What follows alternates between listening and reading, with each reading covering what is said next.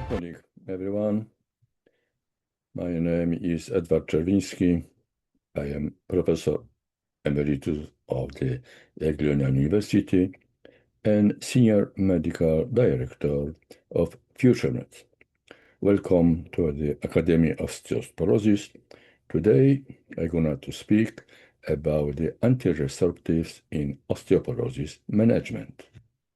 The subjects would be bisphosphonates mechanism of action, the first, oral intravenous bisphosphonates, the Denosumab, and under this discussion, of course.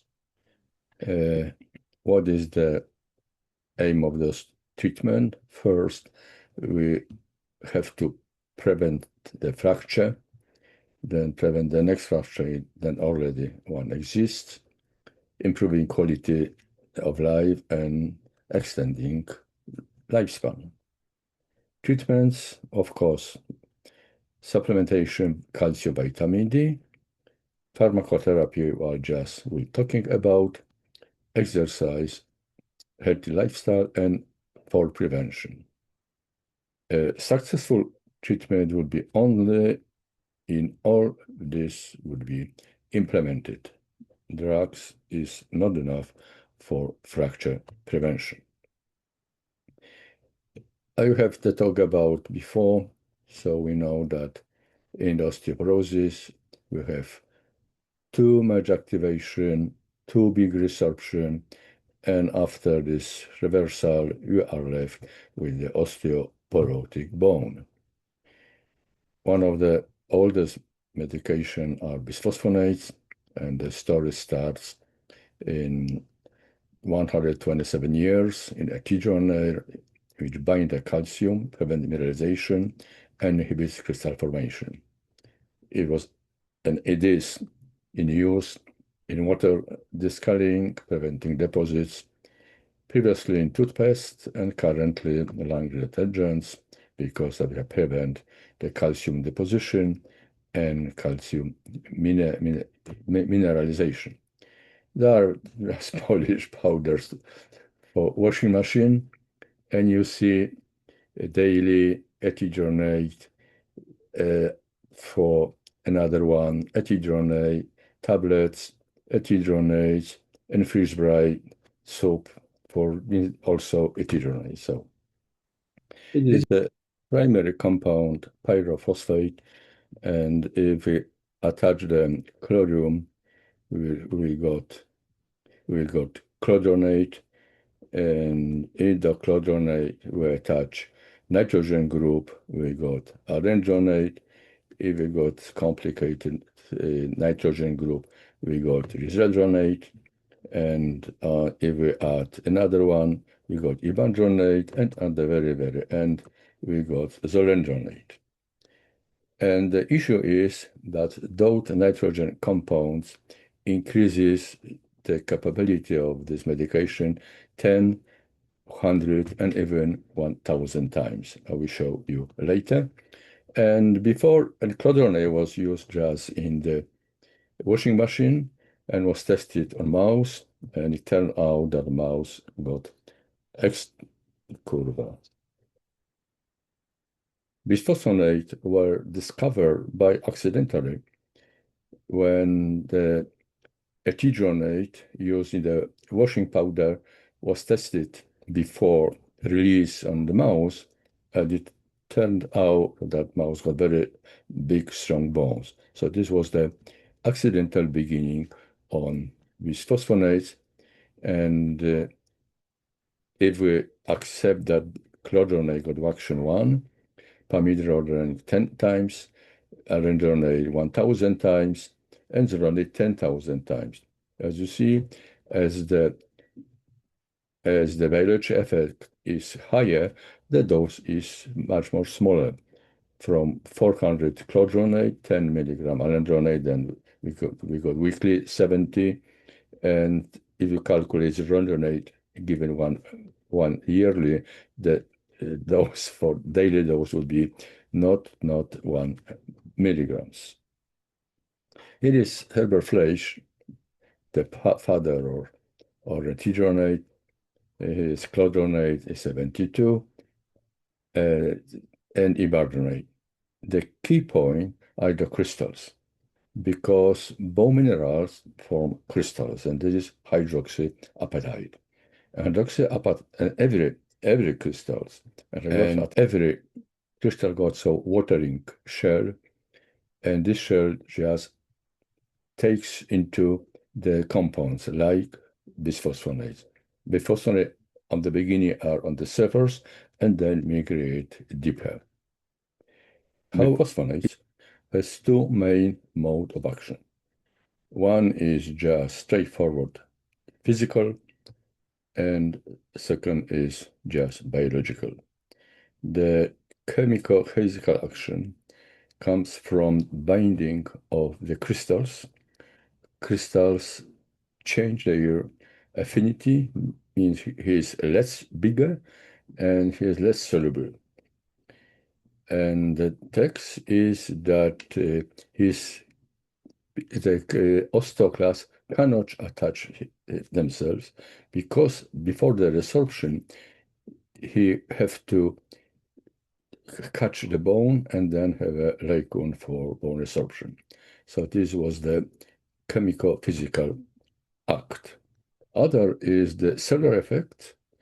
It's worked like a poison for osteoclast, disrupt the important mineral path, damage the cytoskeleton, damage mitochondrial, and less the resorption border. That means those waves. Here is my cartoon to illustrate you how the osteoclast works. First of all, they merge together and they production big osteoclast. Those big osteoclasts resorb the bone, and this is the normal resorption where we have the normal hydroxyapatite bone matrix. But if we take, say, a tidronate, clodronate, their resorption will be much more smaller, and it will mainly only physical action. And if we have the nitrogen bisphosphonates, then they have both action, mean the physicochemical and also biological. There are just poison for the osteoclast, so the resorption will be much more smaller. See how the more active and nitrogen containing bisphosphonates prevents bone resorption. How is the effect of bone? First, we have activation frequency, less osteoclastogenesis, osteoclast apoptosis, and slower bone turnover. That means the bone will be more mineralized. We have no increase the bone mass, but we have increase of the mineralization. What is wonderful to see on DEXA measurement on the micro CT. In biological terms, mean reduction of resorption, prevention of perforation of trabecular and intervertebral connections, what is the crucial for bone resistant to fracture, and the secondary mineralization. It is the effect of cessation of the bisphosphonates and the alendronate. And here you see that if we stop alendronate after 2 years, the BMD, it was, say, 2%, is still above the zero starting point for 4 years. The same, if we take 4 years, we start for a much more higher point, the 2.5, and so we have about 6 years until this curve will reach the zero state. So these are big advantages of bisphosphonates in general. Effect on the fracture risk. Here you have the control in green and milligram, and the red in alendronate, and there is a reduction of vertebral fracture 47% and hip fracture 59%. However, be correct, the number of fracture are very, very small, 10 and 22. But this is 51% anyway. This is the study of resorption, the BERT study on vertebral fracture, and here is the control, and here is the treatment group. And if we switch to placebo, there still remain after the effect we have even after 7 years. Change to the intravenous bisphosphonates. So the problem with bisphosphonates are they are very badly absorbed from bowels. Only one of them have 0.6%. From this, 2 will go with the kidneys, so the bone will reach only 0.2%. To tell the patient that he should take oral bisphosphonate starving and be upright for at least 1 hour, and no meals, and only drinking water. No meals, and boiled already water for drinking. So it is. And if you got intravenous, so intravenous we got only 30% of kidneys, a bone will even 70%. This is a big advantage. And we also omit the stomach as well. Here is the study of Ibandronate. 7,000 women, age 73. Inclusion criteria was T-score femoral neck -2 or vertebral fracture. So patients at very high risk, or 1.5 mild fracture or 1 moderate. There were 63% patients with vertebral fractures, and in the placebo the risk was 10%. But if we compare to the treating group, so we have reduction of fracture vertebra 70% and hip fracture 41%, and there are huge numbers for this in this study, so there is no discussion. If we compare all our bisphosphonates, so this is Ibandronate, this is resorption, and here is the spine, and here is the hip. So roughly we can summing up that they have about 70% of reduction of the vertebral fracture and 40% of the hip fracture. Don't take into consideration the Ibandronate because this was a special group and cannot be so Ibandronate is not accepted as a preventing hip fracture. Here is the newest publication, 2019, 41 meta-analysis, and you see nice results of the Denosumab, Ibandronate, Ibandronate, and resorption. If you take the Ibandronate, so even increase of 10% of the non-vertebral fracture. This is 22 articles included in this meta-analysis. Clinical problems. First, very poor absorption of phosphonates, might be taking empty stomach with water only, and patient may be upright position. Stomach complication depends. It depends whether the patient is taking other medication or not. And unfortunately, usually they take a lot of medications in elderly, and then hypertension, diabetes, and many others, painkillers. So, and south anti-rest medication, atypical fractures, and osteoporosis of the jaw. I will talk about that much more later. Drug registration long-term trials. So we see that they're very old. Calcitonin is out of the market. So I forgot to tell about.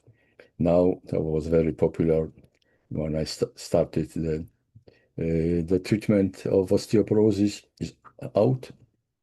Ibandronate 30 years, resorption, Denosumab, we talk in a minute, 15 years. And long-term trials, we have Ibandronate, 10 years, resorption, 7 years, Ibandronate, 9 years, and Denosumab. 10 years. So this was everything about the bisphosphonates, which are chemical compounds, and this brand new story, denosumab, is antibody. Nowadays, we observe in medicine that many medication acts on the mode as antibodies. And this antibody of the rank ligand. How it works? So rank ligand is the one, the very important scheme of bone and other tissue metabolism. And pre-osteoclast have a rank receptor. And just osteoblast is steering osteoclast and is sending the ligand.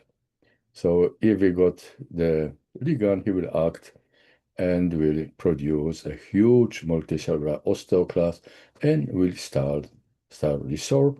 And for the started resorption, osteoblast will send him another ligand. And denosumab is the antibody against those ligands. So as you see, it stopped that, it eliminates, so there will be no fusion of osteoclast, no multinucleated osteoblast, and no activation. So as we talk about many times, it will prevent the cavities, prevent microcracks, and prevent the separation of the trabecula. There are many methods of measuring the bone turnover and the anti-resorptive effect. It was the comparing the activation of the starting of the resorption between denosumab, placebo, and alendronate. And here you see the activation frequency in postmenopausal women not treated and treated with denosumab, very little. Here is an adrenaline and denosumab. So you see how bigger is the frequency in the adrenaline as you compare to the denosumab. And the other measure is the osteoclastic erosion. So it is just a big gap between this is the bisphosphonates area of osteoclast work, erosion, and in the denosumab. P is 0.3, that's called. So it is the biggest, one of the really best study on osteoporosis treatment. Freedom study, 10 years, at least. That's when there was 3 years, the basic, and then was the core study, and that was extended up to 10 years. The first year, you have already 7,000 patients, the same equal number for placebo, and everybody was given calcium vitamin D, but the first 3 years, you have 3 years of placebo. Denosumab was given subcutaneous, 60 milligrams, 6 monthly, supplementation, as I told, and as the outcome was the fracture of the spine, measured by the X-ray morphometry. So here is that syringe administration. Usually, you can anywhere where the subcutaneous tissue. People prefer just the arm. You have to check the calcium that should be within the norm. Some skin reaction, very rare hypocalcemia, and what is very important, can be used in any stage of kidney failure. And here are the turnover. So here is the when you administer denosumab, you see the very drop of the mark or of the resorption, even 100%, and keeps the lower 72%, and also formation 72% over these 3 years. You will see why you have also no bone formation. No, this is because of the couple effect, and one of these element are the BMP, that's A protein, BMD protein, is the constructive material for bones and is also a cytokine. It's secreted by osteoblast when there is proliferation, and it's secreted by osteoblast where we have the forming, and released by osteoclast. So if we have the resorption phase due to rank, eventually it acts the activated osteoclast, and when osteoclast resorb the bone, he releases the BMP, which controls and stops and slowing down osteoblast, and also excretes some trap and epinephrine B. So this is why, having no resorption, we have no bone formation, so-called coupling effect. Long-term results are really amazing.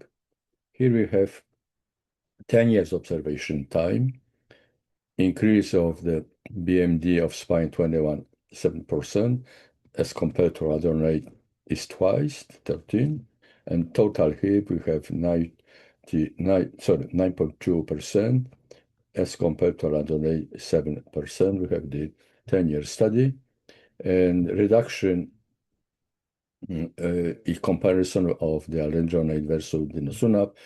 You see that there is a higher bone mineral density on spine, total hip, and radius, and it turns to the risk of fracture.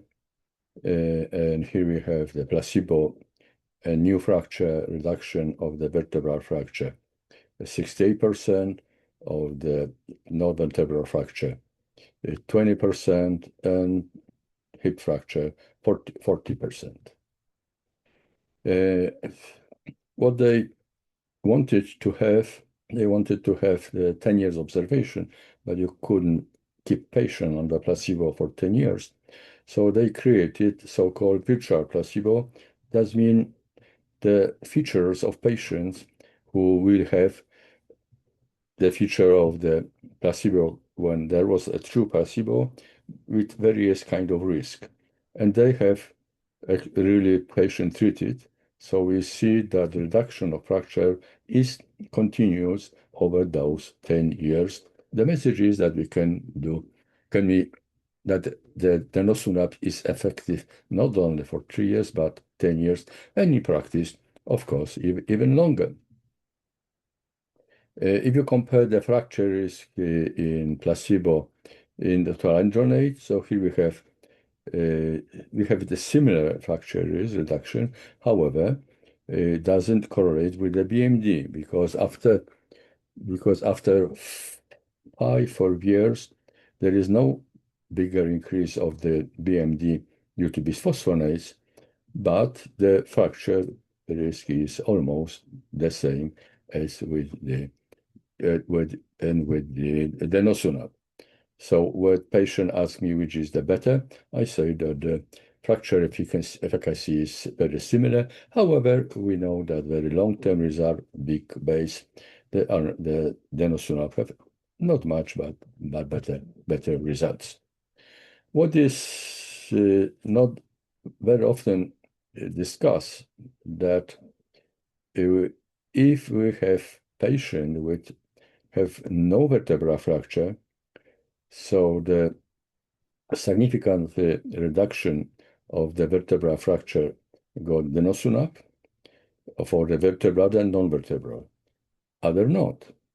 The other have the statistically decrease of non-vertebral fracture only with patients which have a prevalent fracture of the spine, that be vertebral, any fracture of vertebral fracture.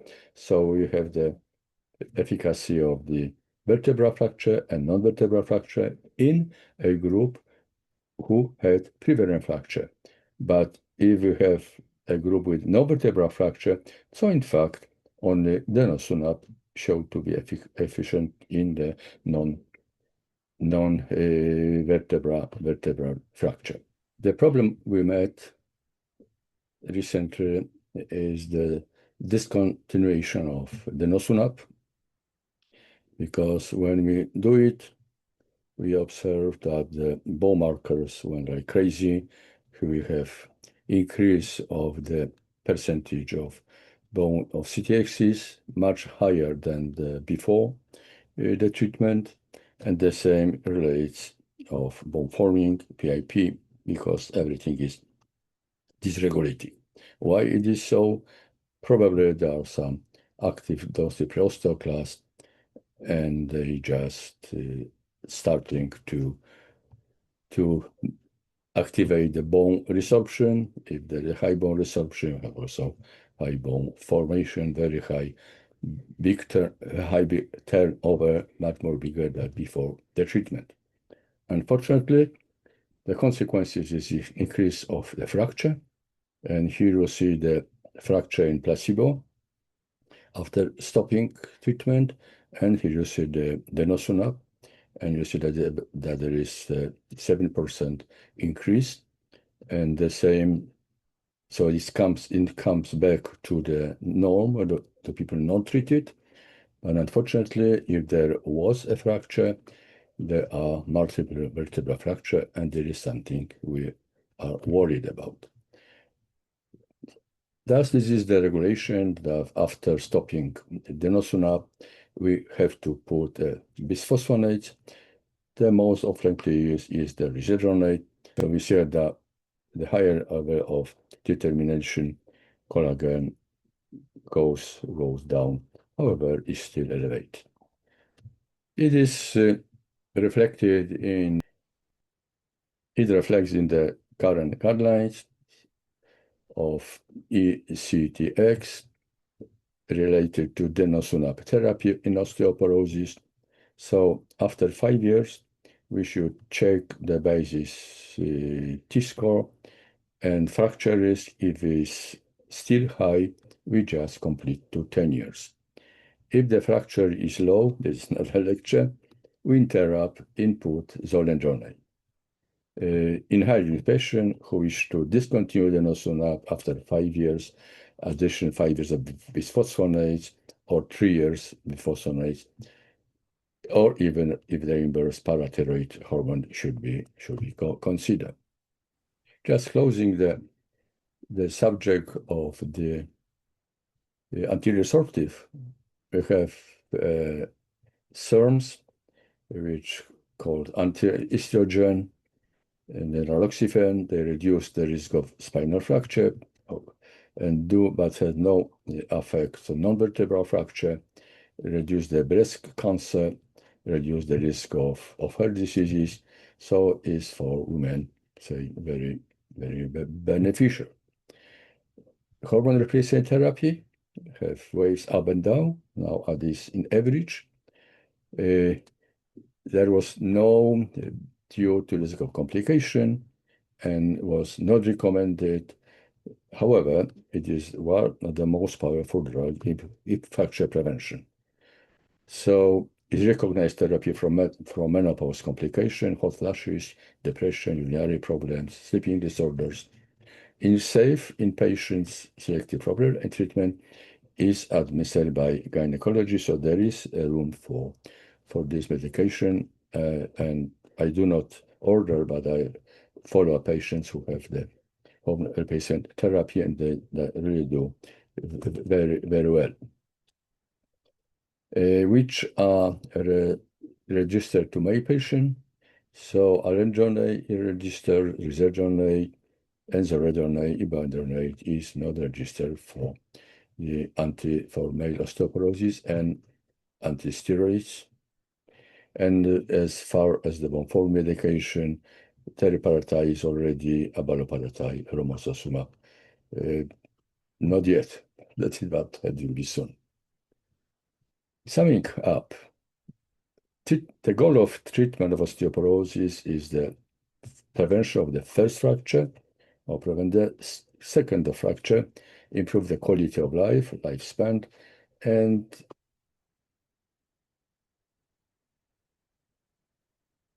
summing up.